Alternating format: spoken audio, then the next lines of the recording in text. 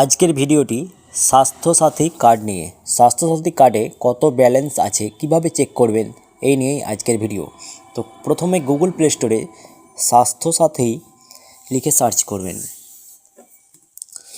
তারপর স্বাস্থ্যসাথীর যেই official app সেইটি আসবে। তো এটা আমার যেহেতু আমি আগে ডাউনলোড করে রেখেছি তাই আমাকে ওপেন করে নিতে হবে, আপনারা ইনস্টল করে নেবেন। তারপর প্রত্যেকটা অ্যালাউ করে নেবেন। তারপর অনেক অপশান আছে, তো আমি ইউআরএন ভেরিফিকেশানে ক্লিক করলাম। তো এখানে আপনি আপনার ডিস্ট্রিক্টটা সিলেক্ট করবেন। তারপর স্বাস্থ্যসাথী কার্ডে যে নাম্বারটি আছে নিচে দেখবেন, এই নাম্বারটি ভালোভাবে লিখবেন। লিখে শো ডাটা করলে আপনার পরিবারে কতজন মেম্বার অ্যাড আছে বা কত টাকা ব্যালেন্স আছে দেখতে নিচের দিকে দেখতে পাবেন ভিউ ব্যালেন্সে ক্লিক করবেন।